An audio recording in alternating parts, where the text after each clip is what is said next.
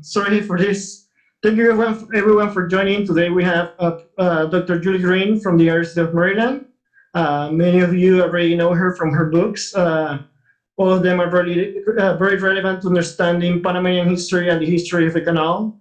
One of the most important writings that she has is The Canal Builders, the making of America's empire in the Panama Canal. And today she's going to talk to us about Caribbean immigrants, British Caribbean immigrants amidst the world of the Panama Canal, right? So I hope I got the name right. And I hope you enjoy this. And before I continue, I'm going to introduce her in Spanish for those that prefer to have this introduction in Spanish. So just bear with me a few more minutes. Gracias a todos por venir. Buenas tardes. Hoy tenemos a la doctora Julie Greene de la Universidad de Maryland, quien ha escrito muchos trabajos relevantes para entender la historia de Panamá y su canal. Entre esos está el libro llamado, que se puede traducir así, Los constructores del canal construyendo el Imperio estadounidense en el Canal de Panamá. Y bueno, hoy nos va a hablar sobre, bueno, de acuerdo a mi traducción por lo menos, la charla llamada Enlazados entre Imperios, emigrantes afro-británicos en el mundo del Canal de Panamá. Esperemos que que la conversación sea de su agrado. Y bueno, sin demorar más, le doy la palabra a la doctora Greene. Solamente quiero que sepan que si tienen cualquier pregunta, que por favor la escriban en el chat. Going back to English, I want you to let you know that if you have any questions, write to them on the chat, and hopefully we'll have some time to transmit them to Dr. Greene. And also, if we don't have enough time for them, I will make sure that she receives them so she can answer to you. And without further delay, I give the floor to Dr. Greene. Thank you so much. Buenas tardes. I am honored to be here. Panama and its history have become a very special part of my life. I first of all apologize for speaking in English, and I thank you all sincerely for your tolerance of that. I am especially grateful to Rolando De La Guardia for his work setting up this talk and for the kind introduction. And I hope everyone here is doing well amidst the craziness of the pandemic. I know these are busy and complicated days for all of us, so I'm grateful to you all for attending this talk. I wish I could be with you all in person, but I'm also grateful for the technology that allows us to meet over this great distance. So I will begin just by sharing my screen. Can everybody see that? Do you see that, Rolando? Yeah, I see it, definitely. Okay. All right. So my talk today focuses on a trans-imperial approach to understanding Black Caribbean migrants in the world of the Panama Canal, looking at the ways their migrations and negotiations across the two empires, the US and British, shaped their lives and how they responded and resisted. The cartoon in this slide shows the world as dominated by the British and US empires in 1899. The caption at the bottom declares, "It ought to be a happy new year. Uncle Sam and his English cousin have the world between them." So I'm interested today in looking at the ways in which Black Caribbeans who migrated by the tens of thousands from their home islands during the early 20th century for jobs on the Panama Canal construction project as dynamiters, diggers, blacksmith helpers, laundresses, railroad workers, or similar occupations, how they traveled from the world of sugar plantations to a highly regimented and industrialized construction project, and from the British Empire to territory controlled by the United States. What interests me is the ways in which these Black Caribbean migrants drew on strategies developed in British colonies such as Jamaica and Barbados to navigate work and life under US rule in Panama. This is what I'll be arguing today. Their multi-directional migrations entangled Afro-Caribbeans in new landscapes of empire, as well as new work disciplines. And what I'm exploring really is the ways in which they develop new strategies that leverage their unique position as migrants circulating within the two empires. In short, although it's difficult to know exactly how Afro-Caribbeans felt about the British Empire while still on their home islands, it is clear from the evidence I've seen that they deployed their status as subjects of the empire in order to resist US power in the Canal Zone, and as one of the few ways they could improve their lives there. Trans-imperial methods focus our attention on movement across empires, just as transnational history focuses attention on the movement of people, cultures, commodities across nation-state boundaries. Historians are now beginning to look carefully as well at movement across empires. Exploring Afro-Caribbean migrants allows us to look at the trans-imperial world, quote unquote, from the bottom up. They alert us not only to the different formal structures of empire, but also the distinctive social and economic landscapes and work regimes those empires create. Adaptations to work on British colonial sugar plantations likewise shaped strategies in the more bureaucratic industrial regime of the Panama Canal Zone. Albert Peters, a young carpenter from the city of Nassau in the Bahamas, sat reading the paper one day. He said, "I saw where they were digging a canal from ocean to ocean on the Isthmus of Panama and needed thousands of men." It was the summer of 1906. Peters was 21 years old. With two friends, he talked over the news. Quote, "We were all eager for some adventure and experience." His parents opposed the idea, said he would confront yellow fever and malaria, but I told them I and my pals are just going to see for ourselves. Although Peters mentions the allure of adventure, there were other reasons for going as well. A small white planter merchant class controlled virtually all access to power, and Afro-Caribbeans worked long, hard days of agricultural labor with wages so low that starvation often proved a very real danger. Across the British Caribbean colonies, a small white planter merchant class meant that many Caribbeans felt a connection to the British Empire, albeit indirectly, via their labor within the dominant plantation economy. Most islands focused on sugar production, and most also confronted economic crisis in the late 19th century as a result of competition from sugar beet producers in Europe and changing British tariff policies.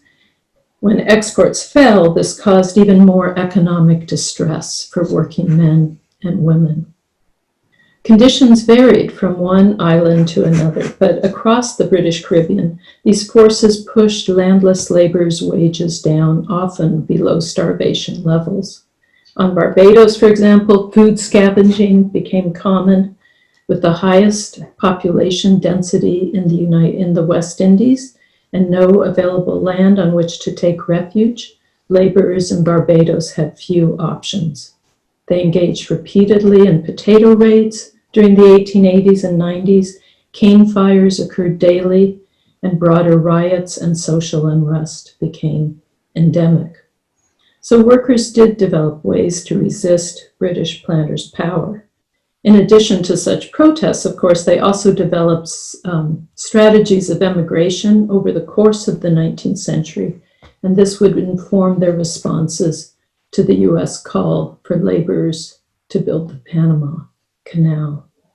So at least I'm sure this is a familiar story to all of you. At least 20,000 contract laborers traveled from Barbados to Panama, and as many as 40,000 more men and women traveled on their own. Perhaps 80,000 traveled from Jamaica as well. And by the end of construction, 150,000 or more traveled to Panama from the Caribbean and beyond. So we can easily summarize why they left: the promise of good jobs and chance to make money, the hope to return home with some money and be able to open a shop or buy a house, a desire to escape from the racist structures of British colonialism, and that devastation and economic crisis on the islands that had hit in the late 19th century. Afro-Caribbeans were departing environments in which enslavement was a close memory, and landlessness offered little beyond toil and impoverishment. In this context, the cult of monarchy that had been emphasized on their home islands by elites became important. Afro-Caribbean planners promoted a cult of the British Empire and the monarchy as a glue that might hold society together. As Brian Moore and Michelle Johnson have explained, the lower classes were encouraged to remember that they were part of a mighty whole, at the center of which was a power so distant, yet so omnipotent and worthy, that only displays of adoration were deemed appropriate. That's a quotation from Moore and Johnson. Planners celebrated loyalty to the mother country and to the Queen as central to notions of respectability and civilization. It's really difficult to know to what extent Caribbean laborers felt the loyalty that elites wanted them to feel, but it's certainly clear from the evidence that they were exposed to these notions. And furthermore, it's also clear, many historians have observed that Black Caribbeans linked their emancipation, the emancipation of slaves, to Queen Victoria. So the ships streaming towards the Isthmus of Panama then brought young immigrants carrying wide-ranging ideas and strategies in addition to their bags and deck chairs. As they entered the Canal Zone with its harsh industrial discipline, Caribbeans' complex relationships to king and empire would become entangled with new strategies they developed to resist exploitation at the hands of American officials.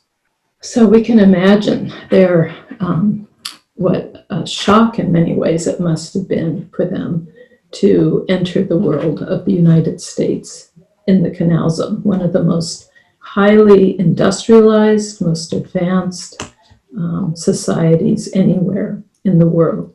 The United States created an extremely disciplined, authoritarian, and industrialized operation that included, for example, the ability to carry more than 30,000 people to and from the work site each day. The US constructed entire societies across the isthmus with police headquarters, prisons, hospitals, etc., to make sure that the production would move along at a very efficient rate.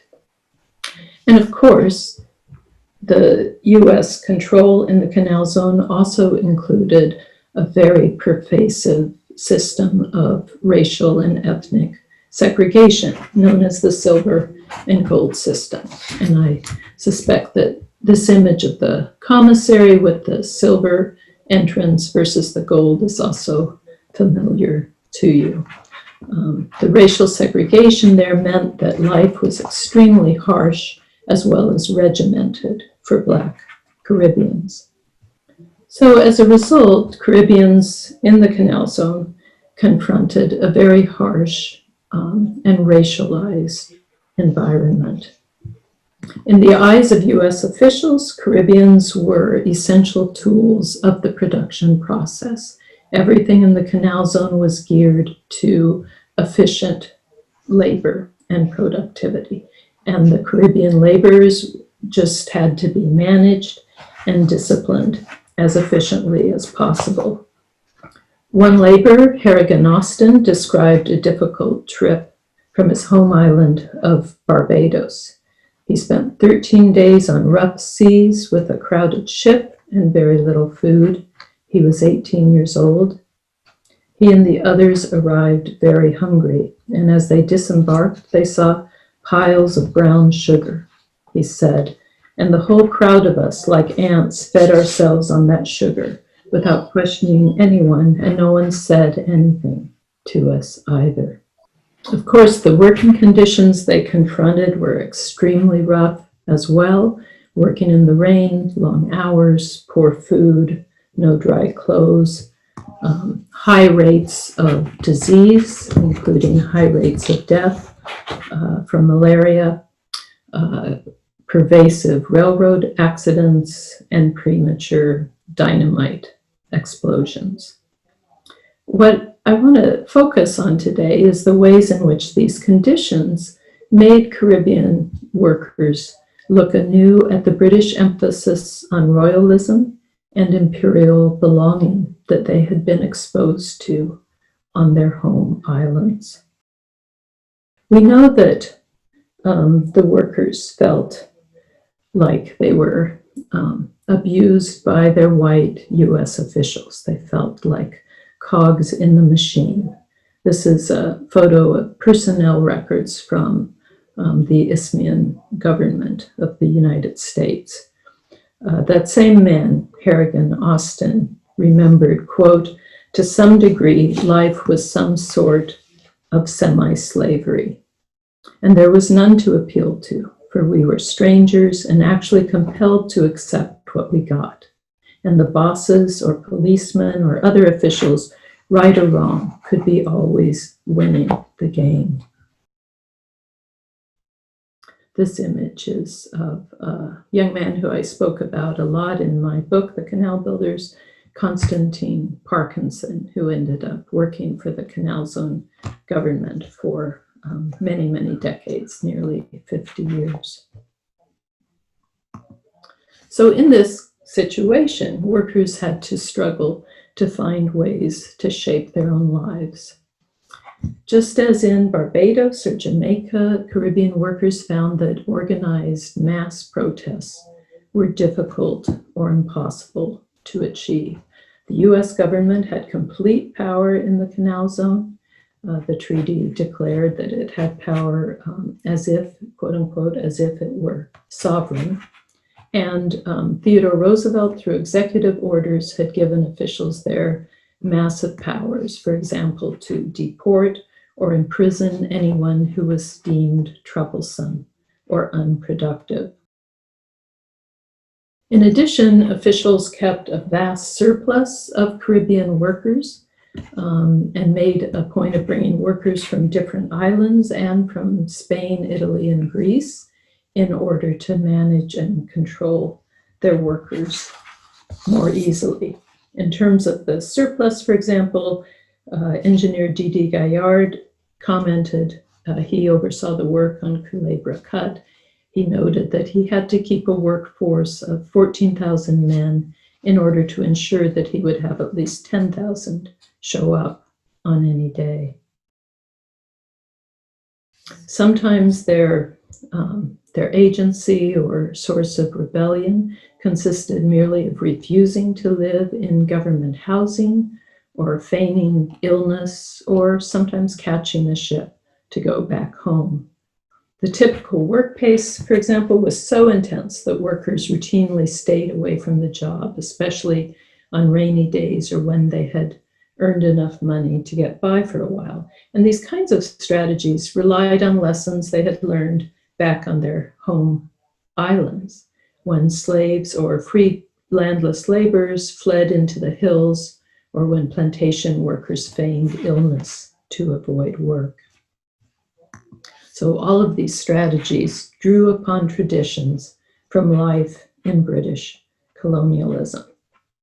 Workers also resisted by eluding the constant control and surveillance of US authorities, and here again, they surely drew upon strategies developed after emancipation to elude colonial control. In addition, Caribbean workers appealed to their status as subjects of the British Empire. Consider, that how little power they had. They did not have access to union representation. The United States policies, they could appeal to the US Congress, but Congress did not much care about what they were facing. Congress cared much more about getting the canal built and under budget. So in this situation, their role as British subjects became important, and they appealed regularly to their British diplomatic representatives, like the British consul Claude Mallet, who you see here. British diplomatic representatives watched over their tens of thousands of subjects, and Mallet in particular had a full-time job representing the subjects of his queen. And because of this, the records at the United Kingdom National Archives are extremely rich with workers appealing for help there. There's also, apparently there are records of mallets held by his wife, but to my knowledge, nobody has yet seen those. I'm sure those would be very, very rich as well. So Caribbean workers, they wrote to their diplomatic reps in London, but more often their first step was to appeal to Mallet, to Consul Mallet. Unfortunately for them, Mallet shared in the fundamental racism of US officials. In one case, for example, he bragged about ending a labor protest, saying, "What I have always done has been to tell them, the workers, in unmistakable language to work, and if they do not work, they will starve. And if they disturb public order, the government counts upon enough force to keep the peace, and their acts be upon their own heads if they suffer in consequence of defying armed forces." Mallet himself, of course, was a trans-imperial actor as well. He was representative of emerging Anglo-American cooperation and collaboration in the Caribbean and beyond during the early 20th century. But unfortunately for laborers, Mallet saw the Americans as a vast improvement over the French construction project and felt little sympathy for the things they were facing. The records show that he was repeatedly asked what were conditions like for the Caribbean workers, and he would say, "Well, I haven't really paid much attention to it. They complain so much, and usually there's nothing behind their complaint." So in other words, he was somewhat of a problematic representative of the Caribbean's interests. When Caribbean workers appealed either to Mallet or to diplomatic representatives in London, they often referenced their status as subjects of the Queen, as colonial subjects. One man, for example, wrote to Mallet for help for a friend unjustly imprisoned in Panama. And he said the following: "I am an English subject.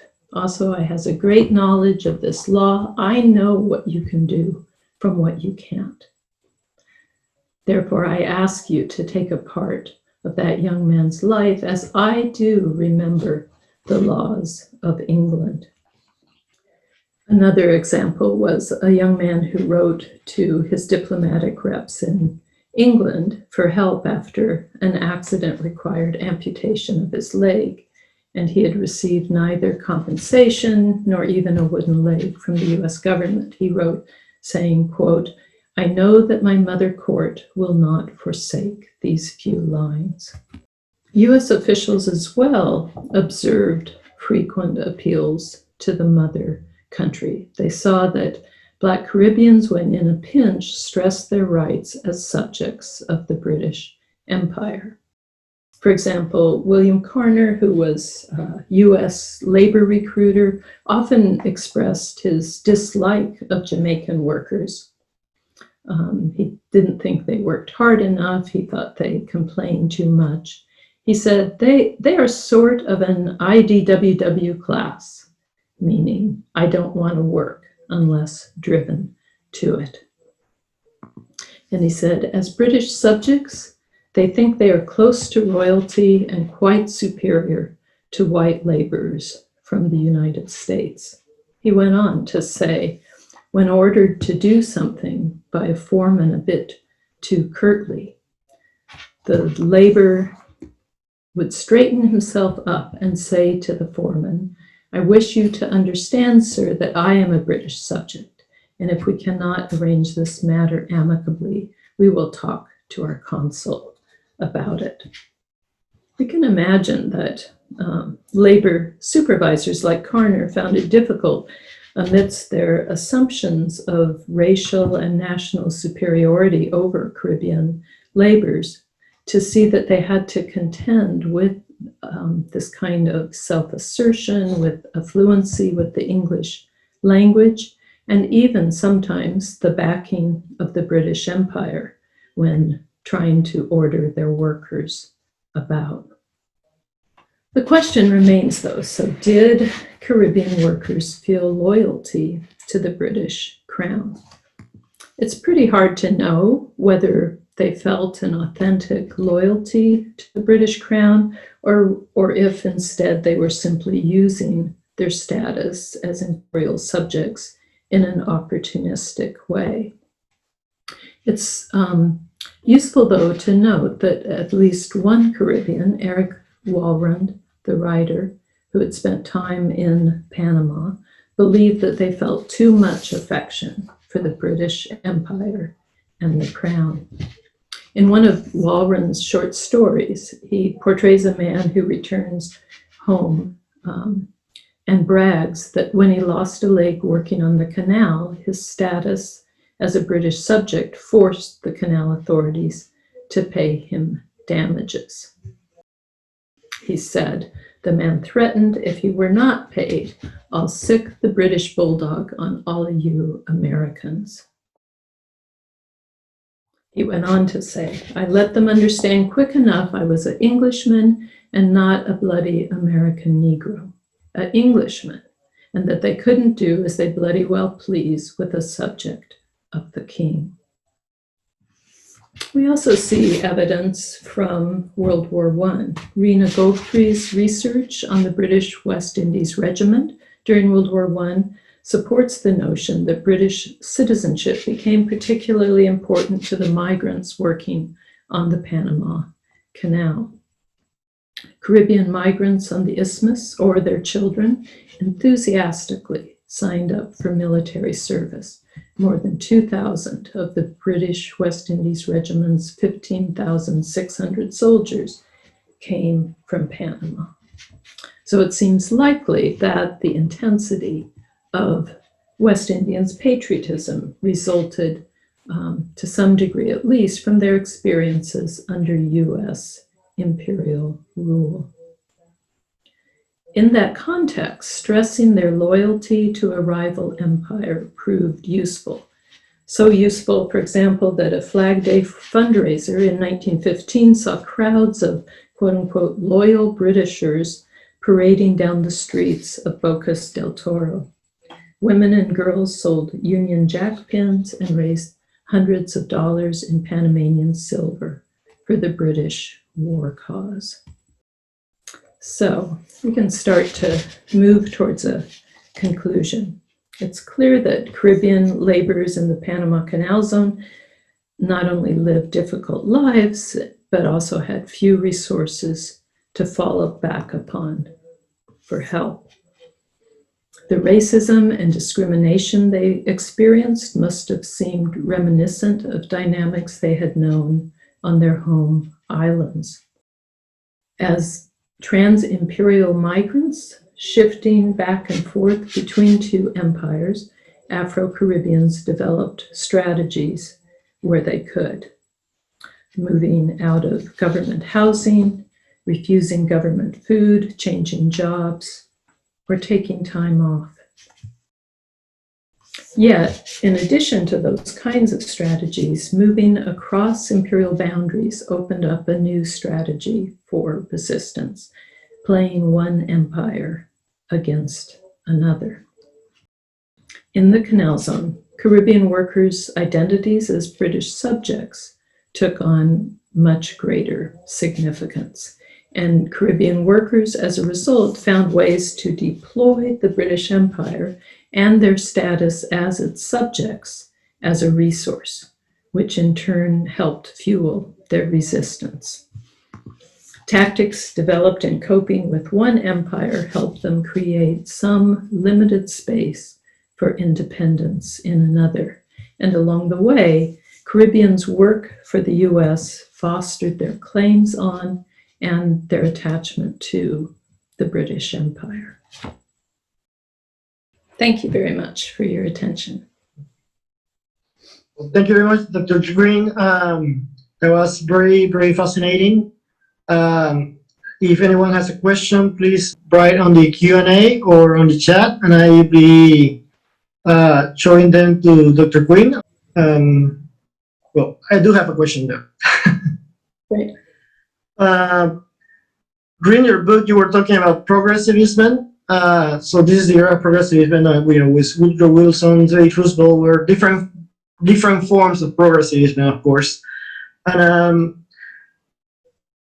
at least for what I see and what I have read is that there was a Pan-American project that was influenced by progressivism, and I wonder how these migrants fit in that, in that project promoted from the United States towards Latin America and actually to all the Americas. And are they seen as a group of people that can be included in that project, or are they excluded from it just because they are British subjects?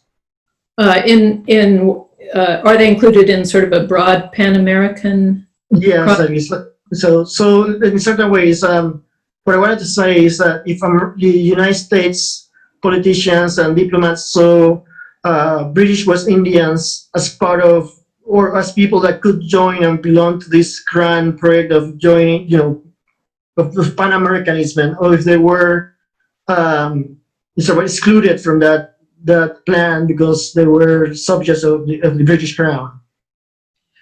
Right. Well, I think that we need more research on that topic, which I know Keisha Corinialdi and others are doing on the adaptation of British West Indians who worked on the canal to life in Panama in the decades after.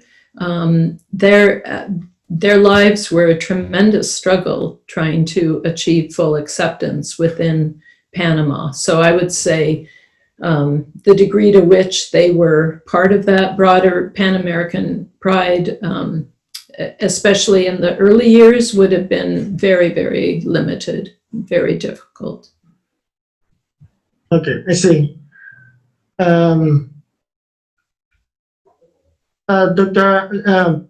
Dr. Melba Quinn is thanking you for the research that you have done in this very interesting aspect of the Afro-Caribbean experience, and she was intrigued by their attachment to the British. I guess she would like to maybe go deeper into this analysis of how attached they were to the British Crown. I was actually personally also intrigued by that because for what I've seen, for example, in this newspaper called The Independent, which was published in 1904 in Cologne, there is a lot of news about what's happening in Jamaica, right? And also what's happening in Britain. So it's like, they are still, even though they are here, their heart is in Jamaica and in Britain, right? So maybe you can explain us a little more about this, if there are divisions or the kind of dual identities, or if there's like I don't know, please, so if you can go deeper into that, that would be fantastic. Mm-hmm. Mm-hmm. Yeah, I think that the migrants' connection to their home islands was clearly very, very important and very strong. And I think their loyalties were complex. They were trying to adjust to life in the Canal Zone and life in the Republic of Panama, increasingly as the construction decade goes on. By 1911 or 12, the vast majority of them have moved out of government housing, and so they remain tied to their home islands, but they're trying to fit in Panama City and Colón. They feel a connection to their home islands, but they are also in their families still in Jamaica or Barbados are still getting those messages about loyalty to the crown. And of course, World War I, as the canal construction project finishes, and the West Indian community in Panama City and Colón really begins to solidify its identity and form more mutual associations and become politically active, with some of the tensions coming out of World War I and some of the related politics like Garveyism and the Great Silver Strike after World War I, their loyalties are certainly going to become even more complex. And so I wouldn't want to overdo the idea that they're loyal to the Queen or the King or the British Crown. It's more, I think, that they use that at a moment during the construction decade when they had so little space for exercising agency, that ability to play the British Empire off against the US one becomes important for a while. I think by the 1920s, things have become completely different. So Nayat Clark is asking, can you address why the U.S. Canal authorities sought workers from the English-speaking Caribbean instead of fostering a workforce from the colonial Afro-descendant and indigenous Panamanians? Yeah. Why they went to Afro-Caribbeans, British West Indians instead of Panamanians. They basically felt that Panamanians were not good workers.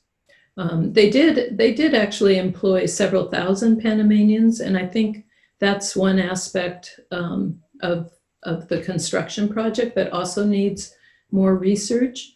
The Panamanians who were employed, I think it was several thousand. I think maybe somewhere around 5,000 Panamanians were employed, which was a pretty significant group. Not nearly as many as the British West Indians, but still a sizable group.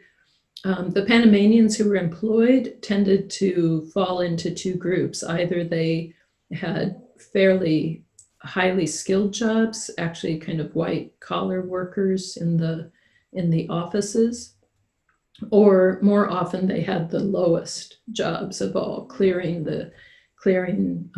space to build railroad tracks, things like that. The U.S. wanted to hire that number of Panamanians out of a sense that it owed that to the Republic of Panama for hosting the entire project.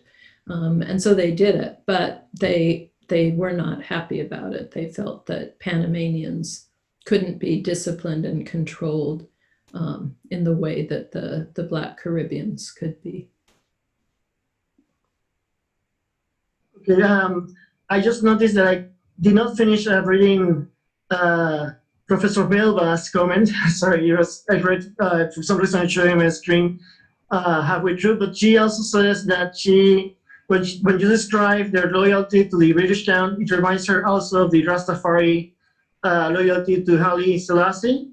Can you make any comments on that? Or wow, that's super interesting. I don't know. That's definitely something we should explore.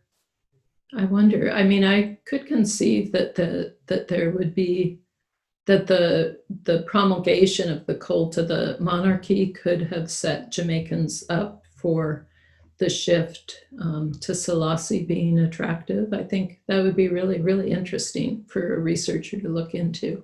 Thank you for that thought. Okay, Dr. Michael Donoghue is telling me that some of the very elderly West Indians who he interviewed in Panama around 2000 and 2000 will also express a certain pride in their association with Great Britain and they later with the United States, but less towards Panama, which they told him, came from the discrimination that they faced in their youth when they were called chompos. And which is a pejorative for black people, for Afro-Caribbean people in Panama, right? And alienated from Panamanian society, something that Dr. Connors has also written about. Could this have something to do with their migrants' positive feelings towards England versus the United States and Panama, who they saw as being discriminatory towards them? Yeah, it's interesting to hear that from Dr. Donoghue. I think absolutely that, you know, I was saying earlier that by the 1920s, all kinds of political identities and loyalties have shifted pretty significantly. And by the 1920s, I think among the communities that had contributed to the construction, they still, I'm sure, looked back at the US treatment of them as harsh and cruel and honestly racist. But I think that was tempered a little bit as the decades went on by the pride they felt in having contributed to the canal construction effort. You certainly see in those the testimonies Caribbean workers wrote for the Isthmian Historical Society's competition in 1963. You see almost in every one, you see proclamations of respect for the US and admiration of its role in building the canal. Of course, some of that was because they hoped to win the prize money that was going to go to the top testimonies. But some of it, I think, was sincere. They knew they had played a role, an important role, in building one of the greatest marvels of the world. And so as the years passed, and as some of the pain of their treatment by the US declined, I think they looked a little bit more favorably upon the US as well as the British. And at the same time, as the years roll on in the 1920s and 1930s, they really did face tremendous discrimination in Panama by people who were not of African descent and by the government, by the newspapers. And so to me, it sort of makes sense that just organically their sense of the US and British versus the Republic of Panama would shift. I'll also say, you know, my own work is on the construction decade and shortly thereafter.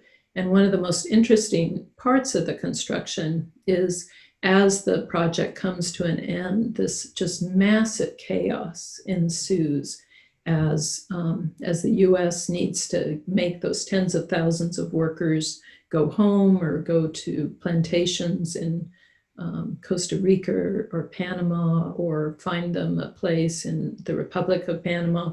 Of course, Maritza Lasso has written so beautifully about the elimination of the population of the canal zone.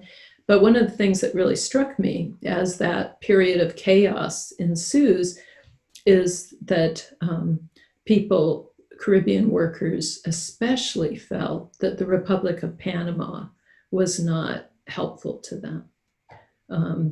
These workers are leaving the canal zone, they're flooding into the port cities of the Republic of Panama. They're often unemployed, so they're very transitory and transient. And the Panamanian police respond in part by picking people up and imprisoning them.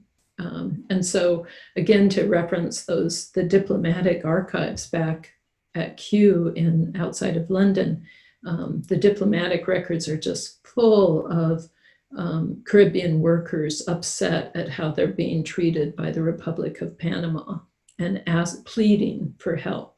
talking about family members who are in prison, talking about their own impoverishment and destitution. So in short, there are tons of reasons why the West Indians, as they began to try and build lives for themselves in Panama, felt aggrieved and mistreated. Okay, Professor Nigel Clark also asked another question saying, can you address what role did Panamanian authorities play in support of the U.S. Canal authorities in maintaining the system of Jim Crow and racism in the work environment? Was there collusion between the British and the Americans to control the Caribbean laborers? So what role did the British play in enforcing the racial segregation? Oh, it's the Panamanian authorities. Oh, the Panamanian authorities. Yes, Huh. That's an interesting question. I have not seen evidence that the Panamanian authorities played a role in enforcing Jim Crow style segregation. I mean, the relationship between Panama and the US during the construction period also needs more research. You know, the Republic of Panama felt very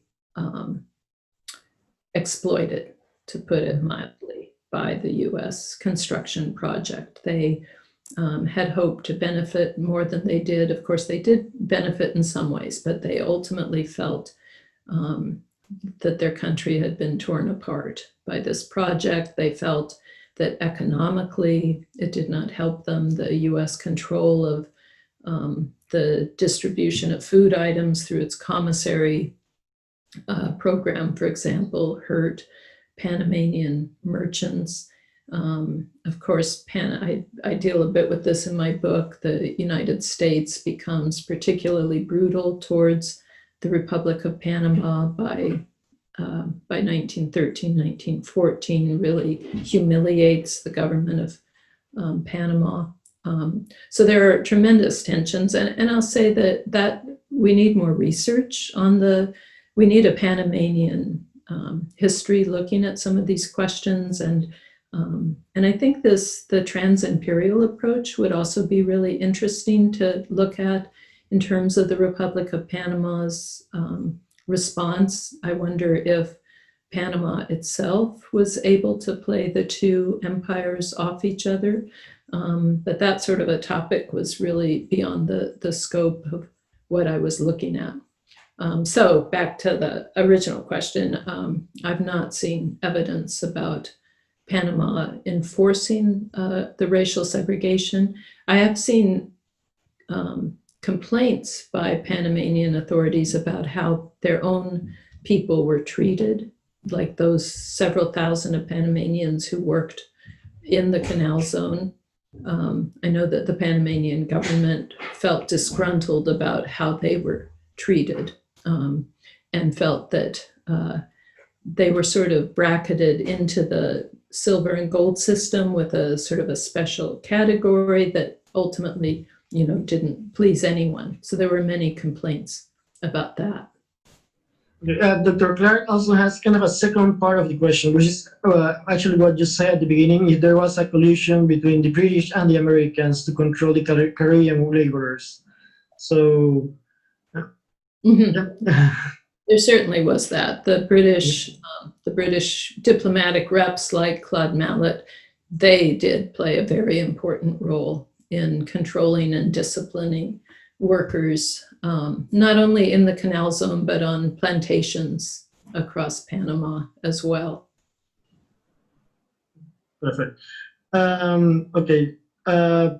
Just to make a little comment, I did notice that the Panamanian governments and Panamanian intellectuals who later became diplomats, they tried to use Pan-Americanism and Spanish Americanism to play kind of the international law in their favor in a way of a passive resistance. Like, so you, for example, will see intellectuals like Narciso Garay or Eusebio Morales proposing that the Panama Canal and the Republic of Panama should not be only protected by the United States, but by the whole Pan-American community. And so they are trying to use this American arguments to balance out so they are kind of playing.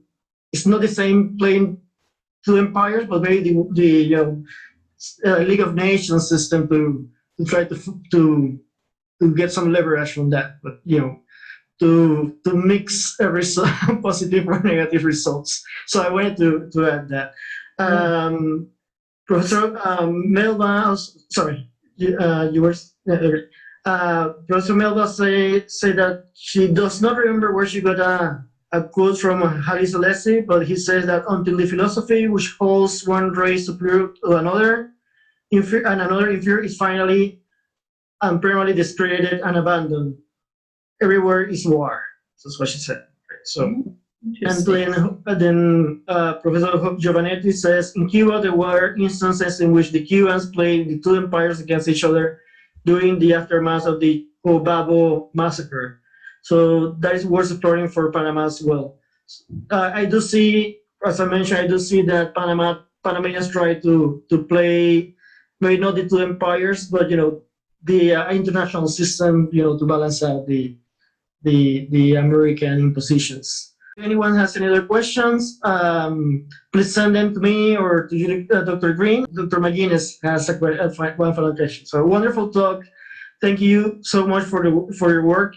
Did you notice any difference in terms of loyalty to the crown between workers from different islands, and also or along other kind of difference, say in terms of gender, age, place in the workforce, or religion?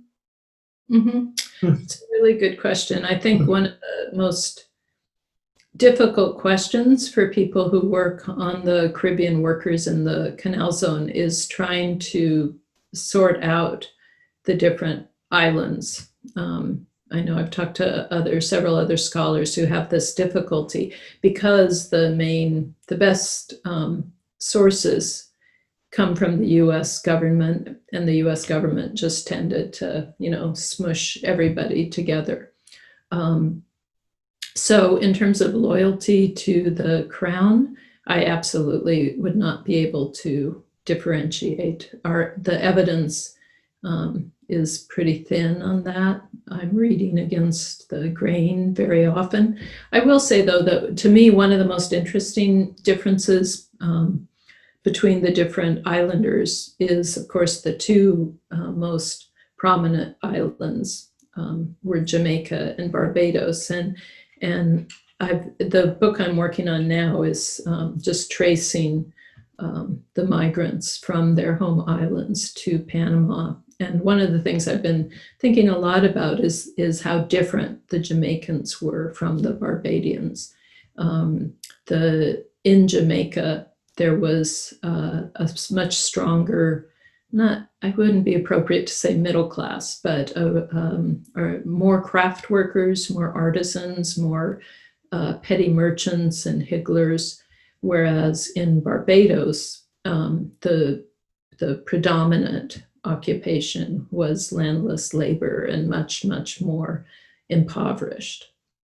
And those basic economic differences became extremely important when Jamaica, not wanting to recreate or experience again what had happened during the French Canal project. When the French project failed, many Jamaican laborers were left stranded in the canal on the Isthmus of Panama. And so when the US went knocking, trying to recruit workers, Jamaica slapped an emigration tax on anyone who wanted to leave. So the workers from Jamaica were not exactly signing US contracts like Barbadians were. They went on their own.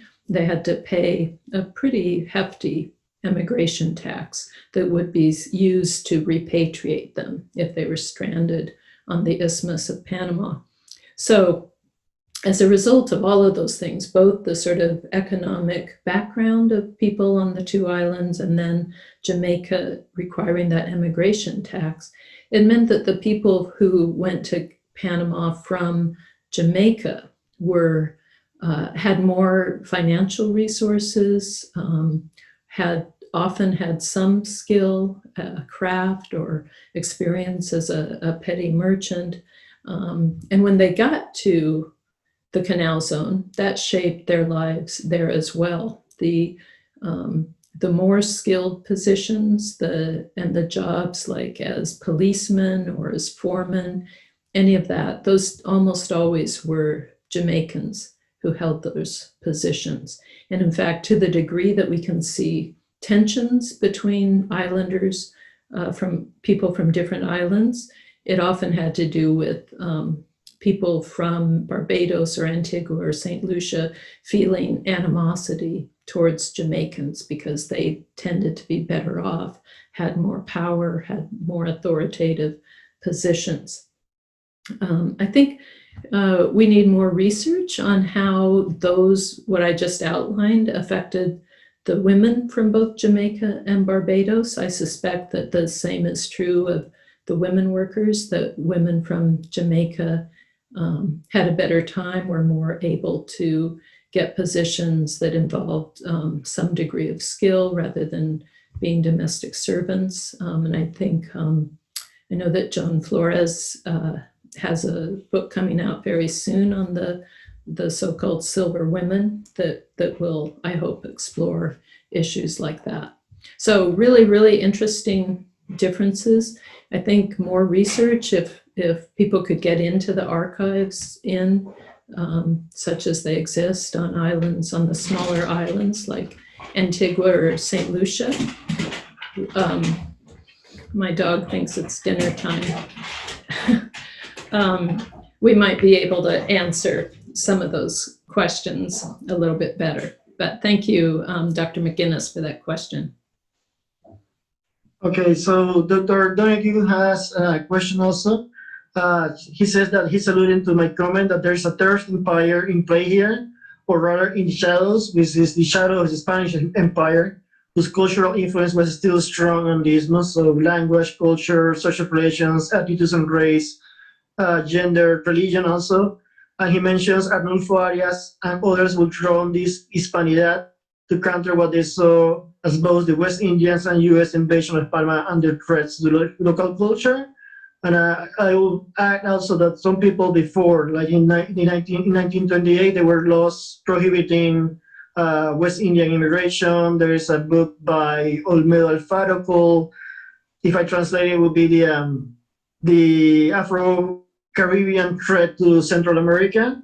In that book, he argues that British West Indians were kind of the advanced movement of the United States to invade Panama. So yeah, I follow that questions, and if you can talk a little bit about that too, that would be fantastic. Yeah, I do think that the Spanish cultural influence, as well as the Spanish Empire itself, is an important part of the story. In my book, I had one chapter that looked at the establishment of a legal system in the Canal Zone and how really very hybrid it was, how much the US was, in establishing its judicial system, was learning from what the US Empire was doing in other parts of its new empire, Puerto Rico and the Philippines, for example. But it was also looking at British precedents, and it was looking very much at Spanish precedents as well, and looking at the Colombian judicial system very closely. So in that sense, you really, when you look at the judicial system, you really feel the impact of the Spanish Empire. But I think more research like that would also be really important. Great. I think that we kind of are out of time, but thank you very much. I do want to throw in a little bit about my research on the history of education. This conversation has inspired me to look a little bit more about female teachers in the Panama Canal Zone and also in education in general, because I think that maybe we can learn a little bit more about that loyalty or resistance to the United States in in these British West Indian teachers that went to the Panama Canal Zone to become teachers, and knowing what they were teaching in those schools and were textbooks and stories and experiences in the classroom might tell us a little bit more about how they feel about Jamaica and the British Empire and the U.S. So anyway, that's me taking advantage of being the moderator and throwing in that comment. But anyway, I think that we are out of time. But still, if you have any other questions, please send them to me or write to Dr. Greene, and I'm sure that you will gladly answer them. So thank you very much for being here. Thank you so much to everybody. Thank you very much. Thank you.